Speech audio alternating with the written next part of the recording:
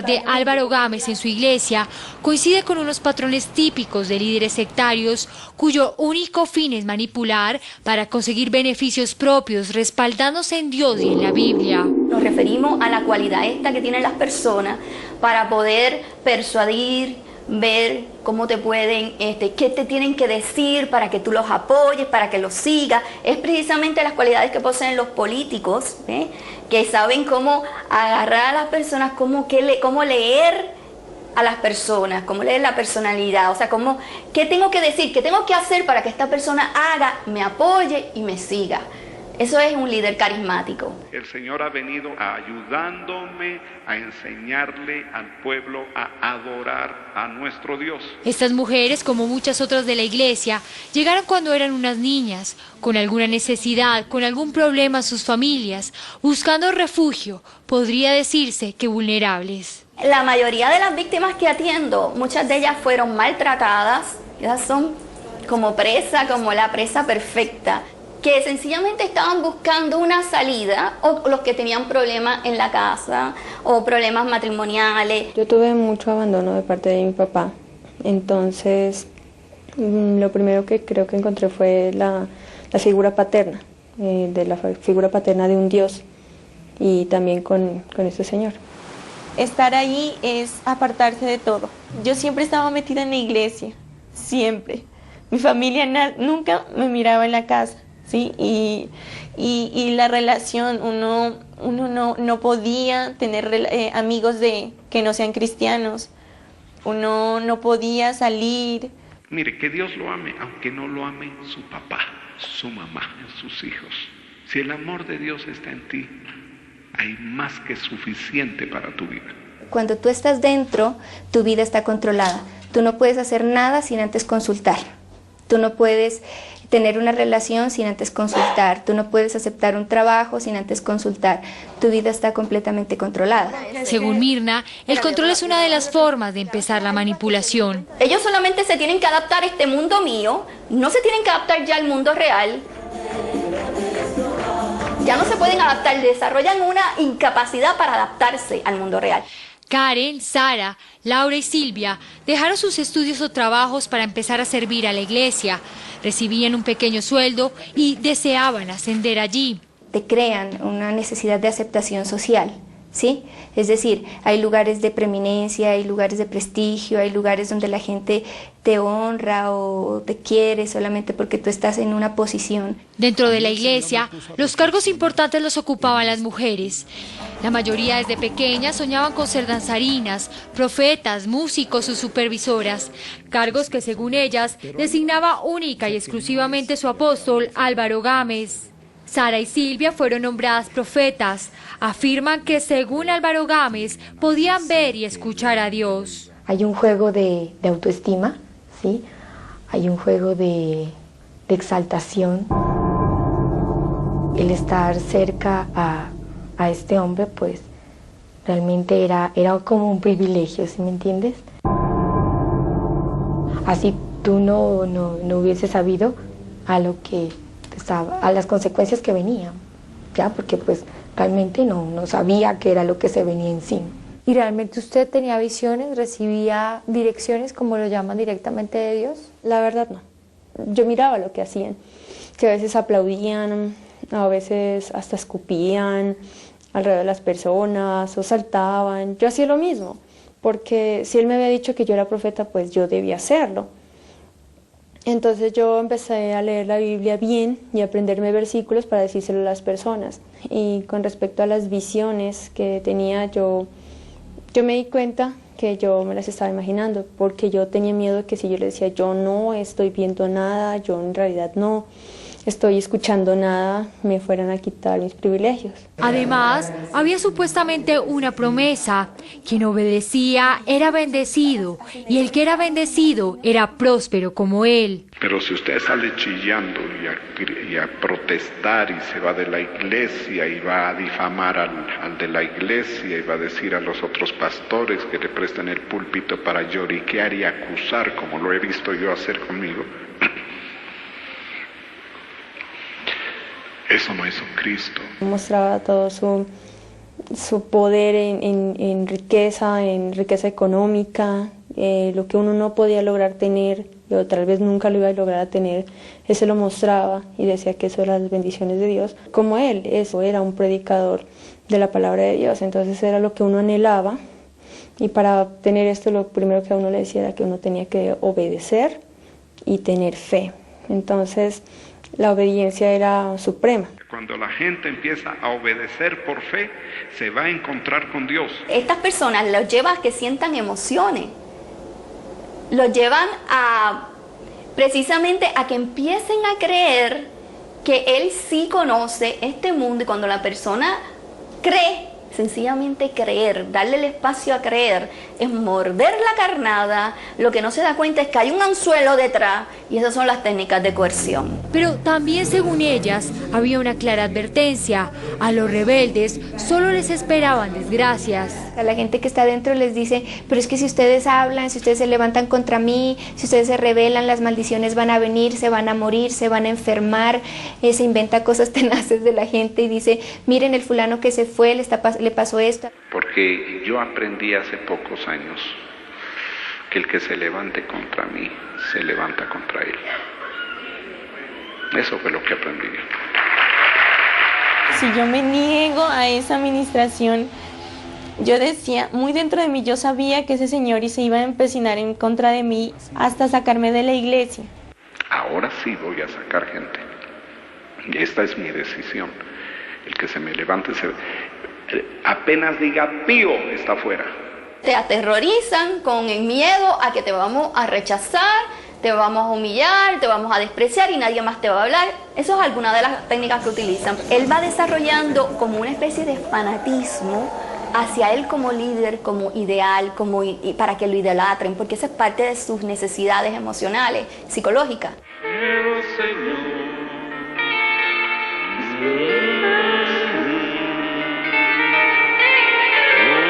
Por eso, afirman que cuando su líder se acercaba sexualmente, ellas no podían decir que no. Esta persona le dijo, apóstol, el Señor dice que usted tiene uvas en su barbilla y que ella tiene que comer uvas besándolo a usted. Yo cerraba mis ojos y yo le decía al Señor, Señor, yo estoy comiendo uvas.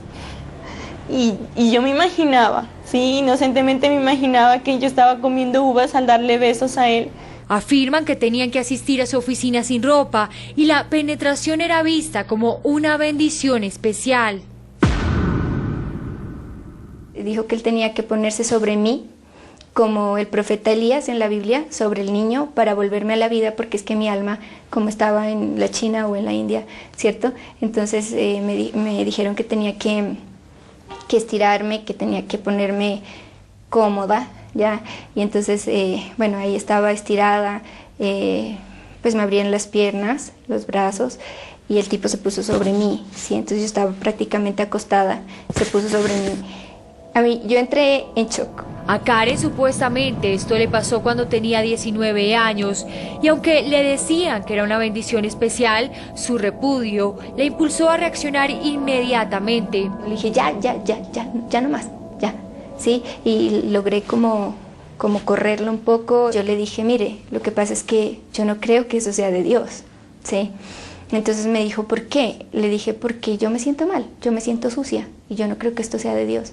Me dijo, es que tú estás mal, me dijo, que yo era una rebelde, que yo estaba mal. Me dijo, acuérdate de algo, esto es de Dios, aquí no hay nada malo, aquí no hay fornicación ni adulterio.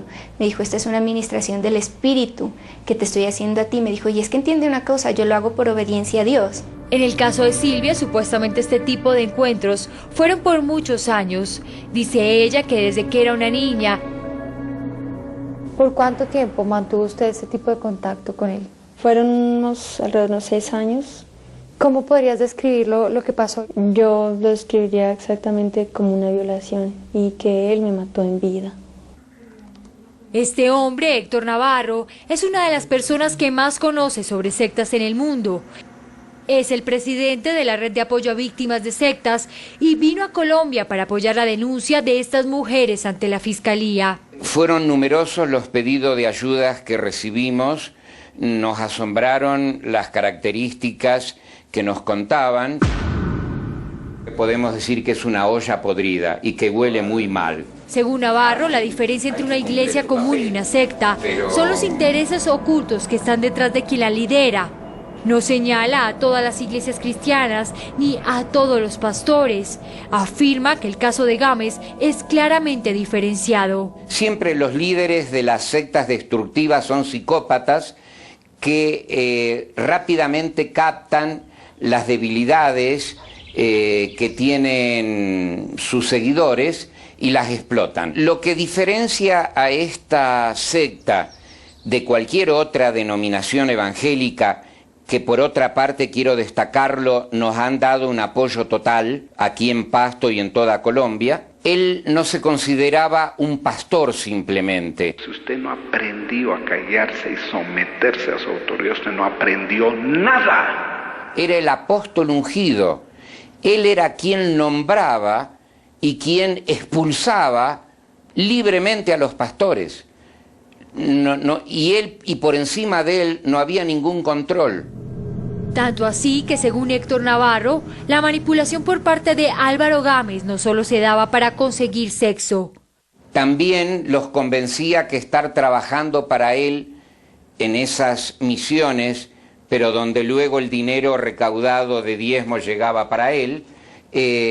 Hay gente, he hablado con jóvenes que han estado, por ejemplo, uno de ellos 8 años, trabajando gratuitamente en la limpieza de los salones, acomodando las sillas. Ellos pensaron que lo hacían por la gloria de Dios y desgraciadamente terminó siendo para enriquecer a este perverso. Carlos Andrés Sánchez dice ser uno de ellos. Según él, cuando estaba estudiando artes en la Universidad de Nariño, Álvaro Gámez le dijo que había sido llamado por Dios para servirle en una de sus iglesias. Las tareas básicamente eran enseñarle música a los niños, barrer la iglesia, mover las sillas de la iglesia, limpiar la iglesia. Básicamente era como una empleada de servicio prácticamente. No sé en qué momento dejé la carrera, ya la dejé. Tenía una microempresa, no en qué momento dejé mi microempresa. Según Carlos, lo hizo durante 8 años pensando en la misma promesa que las mujeres. Si eres obediente, eres bendecido. Cuando tocan, te mira, si tú haces esto para Dios, Dios te va a bendecir, Dios te va a prosperar. Si tú das un reloj, te va a dar 3. Si tú das tus zapatos, te va a dar 4. Si tú vas, ¿sí me entiendes? Empieza, eso es como una especie de estímulo a tu mente y te hace soñar. Y luego ese sueño conquista tu corazón. Y luego de que conquista tu corazón, conquista tu voluntad. Y ahí ya estás perdido. Una situación similar le ocurrió a Andrés Caicedo, quien afirma que por muchos años hizo lo que le ordenaba el apóstol Gámez. Lo que él decía, yo lo hacía. Y corría a hacerlo, sin pensarlo, sin dudarlo. Y aún inclusive en contra de pronto, digamos, de mi familia. Pero yo decía, si tengo que renunciar a mi familia, renuncio a mi familia. Si tengo que renunciar al estudio, lo hago. Si yo tengo una novia y tengo que renunciar por Cristo, y si Él me lo dice, yo lo hago. ¿Por qué afirman ustedes eso? ¿Cómo se puede entender? El tipo siempre se escudaba con la palabra de Dios. Y si el tipo no hubiera hecho lo que hizo, listo, todo el mundo le creía, porque de verdad que muy espectaculares las prédicas de él. Me llamaban la atención todo el mundo que salía, wow, qué predica. En Pasto aseguran que después de que a mediados de mayo de este año sacaran los videos y las acusaciones de estas mujeres a la luz pública, Álvaro Gámez desapareció. Sin embargo, hace unas semanas hizo presencia en su culto a través de una pantalla desde un lugar desconocido. Quiero decirles que los amo, me enamoro.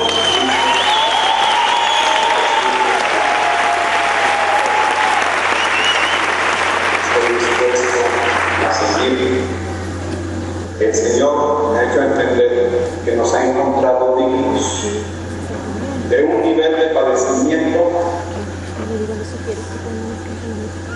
así como los padecimientos de Cristo, parecidos, no iguales los de Él. mucho más poderosos, más fuertes, más horribles, podríamos decir. Pero hemos padecido por causa del nombre de Jesús. Ustedes están padeciendo por causa no de mí. Ustedes no están padeciendo por mí, no están padeciendo por mi causa, no están padeciendo